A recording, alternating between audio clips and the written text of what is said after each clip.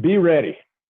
It's never as easy as it looks, and but it's something. If you learn to manage time, like we're talking about just earlier, and you commit to the effort.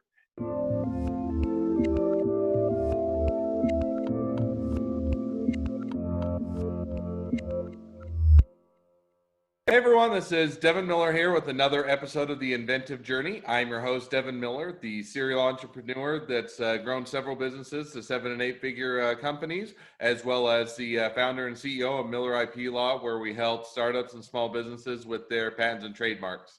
And today on the podcast, we have another great guest, Matt or Matthew Everson. And Matthew, just as a way of giving a little bit of introduction, started his journey with a French degree, and his dad kicked him out of the house, told him he needed to get a job. So he went and got a job with a Scubby insurance company and sold annuities until he decided that selling people annuities wasn't his life's mission. He wanted to do something more with it. So went down and started more of a business with fire protection, or helping people with houses and fires. And then they've now had an idea that to dealing with trusts and wills and fights and issues and whatnot. So he'll give a much fuller overview, but that's just a brief introduction. So welcome onto the podcast, Matt. Thank you. Thanks for having me. So I gave the very brief introduction, starting with your dad kicking you out of the house and saying, if you're going to get a French degree, you got to go get a job. But maybe if you want to kick off your journey from there and tell us a little bit about your journey. Well, my dad probably did the right thing, just to give him credit. I was upset at the time. I did get a job at an insurance company that was more interested in profits than the people that they were serving, and learned quite a lot of things that I didn't realize would become in so handy later in life. But I started my own financial planning firm, ran that for about 20 years, sold that. And in the process of selling that, right after, 2 months after, our community had a devastating wildfire. And so my sabbatical was... Before you jump in the wildfire, just because you jumped over one thing that is probably interesting. So you worked for annuities for a while, and you decided, hey, they're putting profit over people, which, I think that's a hard... I'm not defending them by any means, but I think it sometimes can be hard, even in a good business, in the sense that if you're not profitable, you're not going to be a business, your doors aren't open, and so you're not able to help anyone. And yet you also have to make sure you're taking care of the people that you're serving and doing a good job there. So there's a bit of that balance or dichotomy, but you decided, hey, they don't have that right balance, or they're not putting the priorities right. So then, what I would say though is profits are important. I have a philosophy of people, planets, and profit. So that if you have all the profits in the world, but no planet to live on, what good does it do? And if you got nobody to share that with, it's also pretty boring. But you don't have to make a profit at the harm of someone else. That was my problem. And I felt like I could give financial advice to the benefit of the person receiving the advice, as opposed to the detriment of that person. And so I did that. And I certainly agree. I think that there is a balance, but you have to make sure that balance is there. And if you put the profit above anything else, it can lead to a not a good business arrangement, or not something that you're taking or providing value to the customer. So when you were there for a period of time, and the question I was going to jump into before you got over to the fire stuff was, how long were you there? And because then you jumped over to your own firm, and so what made you what was the tripping point of saying, okay, I've decided I don't want to be here and I'm going to start my own firm? Or how did you make that transition? Yeah, well, inside the company, I began to realize what it was they were doing. You said it earlier, I was a French major. I didn't know what an annuity was. And it took me a couple of years to figure that out, going through the training at the company. Internally, I was a customer service and marketing for the insurance company, not making the sales.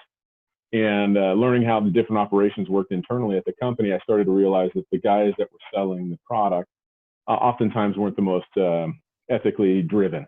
And I just couldn't, there was actually a moment where, to give my mom some credit, she called me up and said, so, that company that you're working with, don't they have something to do with annuities?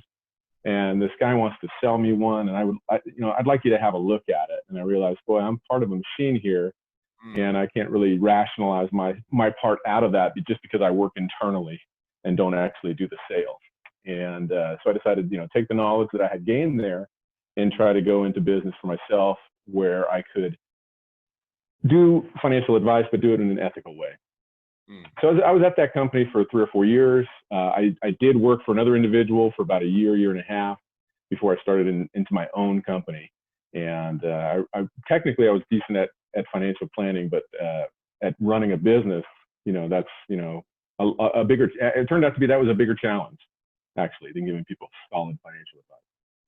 No, and I think that people oftentimes, shortchange, what it is to run. Meaning that you get very good and skilled at one thing, and you say, no, and I'll take attorneys as an example. I know a lot of really good attorneys that absolutely give you great legal advice, and yet are terrible at running a business. They don't know what it's like to manage payroll and finances and taxes and hiring and firing. And they're saying, oh, I got my own client base, or I can do, I can do that. And then you get into it, and there's a whole lot more involved with running a business than just doing, your job well when you work for someone else. And so I certainly resonate with that. So, all right. So you did that for a while. You decided, okay, I'm going to run an ethical business. And then I cut you off and you're part of the journey. So then you got over to the fires that were going on, and then I'll let you pick up from there. Yeah, so we had a firm, my own firm for many years, MJ Everson Financial. We sold it to some great guys that run the business beautifully these days. And I was going to take a sabbatical, and then fires broke out. 5,500 homes burned in our town. And I quickly started to jump in the ring to try and volunteer and help out because I had time and some knowledge. And what I saw was a kink in the hose as far as claims go. And persons that have damages have to prove those damages, and the insurance companies have set up a difficult way to do that. And in a situation where so many people need that same service all at once, there just weren't enough contractors that knew how to give insurance companies the kind of data they were looking for. So we looked at that model and decided we could really quickly, easily crack it with my knowledge of insurance company operations and my business partner who I found, who was a contractor. And so we did that for about 2 years, and over 100 estimates of damages brought back into the local community, about $50 million in claims that were initially being withheld. So it was a very satisfying triple bottom line business. I helped those people. Those people will help our community. And it was a win-win, and we still did pretty good as a business in that regard. The first person we helped there as a test case was an attorney, a couple, both are estate planning attorneys, Adam and Ann. And they had lost their home, and they needed to prove to their insurance company what that loss value was. And so I gave him my idea.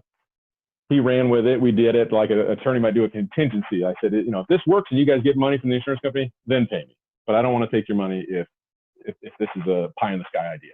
And it worked out beautifully. And later on, he and I were sitting down discussing a case in which there was some financial malfeasance, some senior elder abuse, financial abuse with an annuity, and filled him in on my knowledge of that, helped him with that situation. And at the end of the day, it was a ugly outcome in court. It didn't go the way we wanted it to, because of technicalities in the law. And but I said, Joy, is there anything that could prevent this? And he actually told me that he had a great idea that would prevent a lot of what we were just dealing with in that particular case. And that's what brought me into Illumino, which we started at the beginning of the year in full force, but really last year.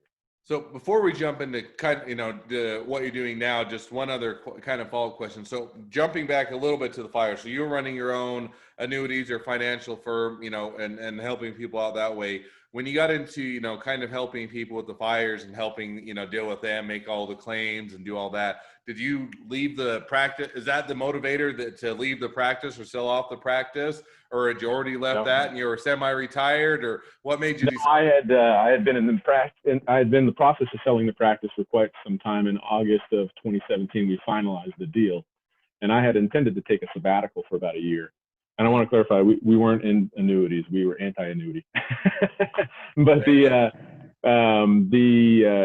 intention was to take about a year and find a new way to formulate a business, or maybe that we also contemplated a nonprofit, but a different kind of business that would follow that same philosophy of ours, triple bottom line, help out the community and give back in some way. So we weren't sure whether we were going to do nonprofit. And I'm talking, when I say we, my wife is a big partner in all of this, Sarah. She and I were thinking about that, and then the fires broke out. And I saw this interesting opportunity. I was volunteering for a charity called United Policyholders, whose whole mission is to just educate people that have suffered from a disaster as to what their insurance rights are. And so I was just helping them and watching a crowd get noticeably angry at a seminar, a presentation the executive director that charity was giving about how to prove your loss to the insurance company. She just get an estimate from a contractor, and the insurance company will help you out. But contractors don't know how to do that estimate. This crowd had already figured that out, basically, and they were upset. And I asked her about it afterwards, and she explained the process. And I said, boy, I understand insurance company processes inside and out. That doesn't sound that hard to me. Just like if you explained how to file a motion down at the court, you'd be like, this is easy. Go do this. You're trained in this, right? But other than I don't have any idea how to file a motion. Well, somebody in your office does. File a patent application or file a trademark. Absolutely, yeah. You know how that's a perfect example, right? It's a very convoluted process. It doesn't have to be quite as bureaucratic or crazy, but it is, and you have the skills to get through that. I happen to know how insurance companies, they don't really talk left hand to right hand, and you got to use specific language, and you have to use specific forms. So we were able to get through that labyrinth and help people get the data they could use to prove to the insurance company using the insurance company's own software. So we turned that around on them and said, this is your software. These are the numbers that are real, though, on the ground here. And you'll have to pay if our coverage, demands that you pay. So that was very satisfying to do that. And we ended up, now we do that at multiple locations. I don't know if you've heard on the news, California seems to be on fire most of the time. And big fire up in Paradise, town called Paradise, where 14,000 homes were burned down. And we help out there now. And we just developed. So I've really got a side company in this contracting estimating business now. But my partner there and I are also consulting on a PG&E lawsuit case. So there's a lot that went into that we were able to help with just because we have specific kind of knowledge. And but this other business, the Illuminote, is a similar type of a thing. It's you don't really know that you don't have proper insurance coverage until you make a claim. That's the general. Most people out there find out that they weren't covered properly after the fact. Most of these trust and probate and litigation around estates happens to be something of a surprise to the beneficiaries, and they're finding out about it after the fact, after mom's dead, after dad's dead, or after the crime's been committed and the money's gone, these types of things. And they didn't realize their situation wasn't as good as they thought it was. They thought they had insurance. They thought they had a living trust to dictate their estate. The insurance fell short, or the trust wasn't quite protected well enough. So again, it's a business that we hope is going to be protective and then therefore good for people. Not just taking money from people, but providing them a valuable service to protect their estate planning dreams, and also profitable for us. It fit right in my wheelhouse when he was describing it to me as to what they were trying to do, what they were trying to achieve, and then the idea itself had made sense to me as a former certified financial planner. There was always concern for me that trusts, living trusts and wills, they sit in safe deposit boxes or the back of somebody's shoebox in the back of their closet, and they're fairly susceptible to changes that are, potentially fraudulent. And a lot of holes in our system that allow for that, and nobody had ever come up with a sort of comprehensive way to help people lock down against that kind of fraud. Okay, and you may just want to or move your microphone up just a little. There we go. Sure. Oh, you're good. Just want to make sure we catch every word. So, all right. So you did that. So was it really the catalyst of kind of helping people out with the fires, helping people out with making claims on their home, and that they kind of push you into now let's help people with estate planning and what you're doing with Illuminote? Or how did you kind of does that go hand in hand, or how did that get you to where you're at today? Yeah, the experience with that fire claims company, which we should just call BW Builders, what we called it, but it really inspired me to think that my model for a business and the philosophy of a business can be really applied to anywhere that there's a challenge in the marketplace. You can choose to be an IP attorney that helps people protect their intellectual property, or you can choose to be one that steals it, right? Or helps people steal it. It's an ethical choice. And so you can get into business and apply business principles, standard business principles, sales, marketing, operational procedures, all that stuff, and do well profitability wise. And you can, but what I'm finding is that you can also choose to look for opportunities that are going to allow you to be profitable, um, allow you to live a good lifestyle, but also allow you to create a community that you've served rather than exploited. Okay, no, that makes perfect sense. So Yeah. now as you guys have now, I think you said mentioned it's beginning of this year. Is that when you guys have started Luminotes? Officially, we started in January. We've been working on it since August of last year, but we went full time and started working like real guys at a job. Got into an office and everything in January this year.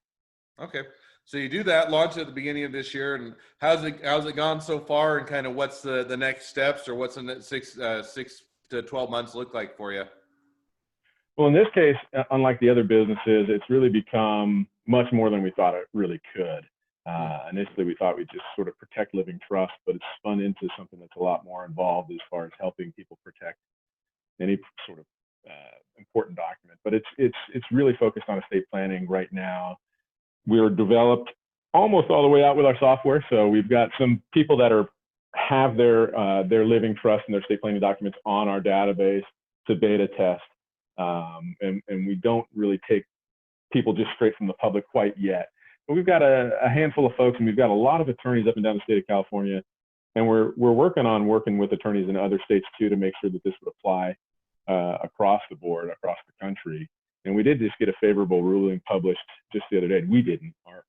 Adam and Anne's law firm did not or anything. But a case came across where an attorney, an estate planning attorney, had actually wanted to designate that any future amendments to this trust need to come through my office. And the trustors and the grantors agreed to that, and they put it in writing in the trust. And then there was an amendment made later on, and it hadn't gone through that process. And it was a kid trying to take a little bit more than his fair share.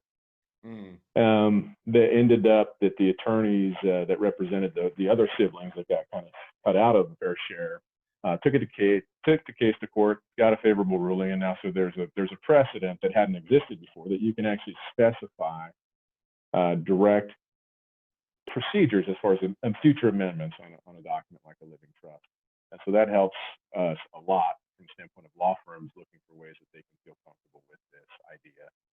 It helps. Oh, looks like audio's getting just a little quiet. Sorry about that. Let's put some tape on it. I'll hold it like that. Yeah, so we got that decision came out recently. That's really been helpful for us because we want to sort of slowly launch this, but quickly launch this at the same time. We really want the help of the law firms that are practicing in estate planning to see that this is a value add that they can help their clientele with. Because I think a slow burn like that, eventually it will come across. I don't know how many subscribers you have to your podcast, but hopefully we get on other podcasts down the road and eventually, come across different articles on the internet that serve that space, estate planning attorneys, financial advisors, that kind of thing. And eventually grow this into a nice database that initially it protects clients. They have trust. They want those wishes enacted in the trust in the way they wrote it down. But eventually this also helps the financial industry verify that the account being opened is legitimate. And, use myself for example. When someone would come into our firm with an account titled in a living trust, I handed them a form that said certification of trust. And in the small print of that form, it said, what you're telling me is true. And if it's not my fault and I'm not liable. Any bank, any brokerage firm, any place you go into to open an investment type of an account with your living trust gives you that same form saying, in essence, you're not lying to me. You are the trustee and you have the right to do this. And if you're not our problem. And so ostensibly a stepchild, a neighbor that helps out the elderly person, a friend of the family, whoever, could simply go on their word processor, write an amendment to a living trust and bring that into a brokerage firm or a bank or a title company or anything and say, I'm now the trustee of so-and-so trust. And there's not a legitimate way for those entities to verify and identify that that's a solid amendment, not a fraudulent. Okay. No, it makes perfect sense, and what you guys are setting out to accomplish, and why that would be beneficial both to people with wills or trusts, and other people that as they pass on or want to make sure that that's secure and their wishes are executed. So I think it makes perfect sense. Well, so as we jump towards, as we wrap up towards the end of the podcast, I always ask 2 questions at the end. So we'll probably jump to those now. So the first question I always ask is, so what was the worst business decision you ever made? Well, probably actually something we talked about a little bit earlier, not or underestimating the backstage of the business operation, underestimating being organized, being on time, setting meetings, showing up at those meetings on time, following through on promises, all takes pretty good organizational and time management. And I underestimated those as not quite as important as astute financial advice. And I think you need to have both. No matter what business you're in, you need to focus a lot on that backstage. Even though that's not the fun side, it's not the glory side. It can wreck you. And until I figured that out, I struggled as a business owner. So it took a little while, but I got together on that idea and really started focusing more on supporting the business so that when you're out on that stage and when you're trying to make that sale or get that new client or move that product, you're ready to do so and it's effective. It's a solid situation. No, yeah, and it's kind of what we touched on before, but I think that there's a lot of times you think that all that stuff is easier, it doesn't take much work, and I think that it requires, a lot of time and effort to educate yourself or to bring on people that know how to manage it or have that type of team. And sometimes if you're lucky, you can have those people on the team. Sometimes if you're a small business and you have to get wear multiple hats and get it all done, then you may have to do it yourself. But I think that's one that oftentimes you think, oh, I do all the hard stuff. I get it. I do all that, figured out. The rest stuff is easy, and you can underestimate that. So I think that's a valid point. So, okay, as we jump to the second question I always ask is, so if you're talking to somebody that's just getting into a startup or a small business, what would be the one piece of advice you'd give them? Be ready. It's never as easy as it looks, and but it's something if you learn to manage time, like we're talking about just earlier, and you commit to the effort, you can do it. There's a great meme or GIF out. No, it's a meme out there that shows the old phrase. There's 10% of the icebergs above the water, and 90% under the water, and it shows that's the life of an entrepreneur. The 90% that's under the water is all the fear that you have if you're not making money right now, or the wonder if this idea is going to work, or if that big case is going to sign, and all the different anxieties you get and frustrations you bump into, whether it's with licensure, government regulation, or whether it's with competition that's being unfair, or a lawsuit or anything like that. You're constantly buffered as a business owner from different angles. And what a lot of folks see is successful businesses, they're seeing that 10%, that tip of the iceberg, that have already gone through and are still going through all of those challenges that are under the water, but they look successful to the outsider. So I think a lot of people, as they're new getting into business, they're basing their business on a philosophy of their own in business. I want to do business like this, and that's based on something they've seen typically, and think they can do better at. And I think because that challenging, the hard work, the weed pulling of owning a business is under that surface of the water, it's not seen by the outsider. A new person owning their own business is sometimes shocked by that, and it can defeat them if they get overwhelmed. So hang in there, basically. I always kind of look at it as, an overnight success, 10 years in the making, right? And you always say, oh, they had a great idea and they were an overnight success. Well, yeah, that may have been the very last step in a very long chain that you only see the overnight success, but there's a lot of work and experience and time and thinking and everything else that went into that you never see, and you never see behind the curtain or, below the iceberg type of a thing. So I certainly think that that's, a valid thing that for people to keep in mind and to learn is that, there's a lot of work that goes along under the surface, and a lot of it's fun and enjoyable and it's part of the entrepreneur experience, but you need to be prepared that there's a lot of things that as you get things going that you're going to just have to be able to buckle in, get ready, and be set for. So, well, yeah, I think if you see it that way, if you can stick it out and hang in there and keep working hard, it's hard at the beginning, but as you get more successful, it's really much more enjoyable to work for yourself, in my opinion. Yep. So no, completely agree. So now as we wrap things up and people want to, whether they want to check out your product, they're an attorney, or they want to do wills and trusts, or they're a bank or other places, or they want to invest in you guys, they want to work for you guys, or anything else across the board, what's the best way to reach out to you guys or connect up with you? You reach out to me directly, or you could at my email, which I think is on your, maybe it might be on there, but the website's secureyourtrust.com, www.secureyourtrust.com. And we are probably best right now, if it's an attorney, just have a phone call. Financial advisor, just have a phone call or an email, maybe even a Zoom meeting, meet up, talk about how the process works until we're ready to really press live. And the end goal here is to have somebody that's like our parents be able to go onto that website and do this with very little assistance from their financial attorney or their advisor or their attorney, and be able to do this pretty easily. But at first, it's going to work through offices like that, professional. All right. Well, I certainly encourage people to check out Secure Your Trust or see if it is a match for them. I think everybody at some point, and probably much earlier in life than you ever expect, is going to need a will or a trust to make sure their estate is executed and everything is done to their wishes. So certainly check that out, and all of my attorney friends as well. So for those people, or thanks again for coming on, Matthew. For those people that are wanting to come on and tell their own journey, if you'd like to apply to be on the podcast, you can go to Inventive Journey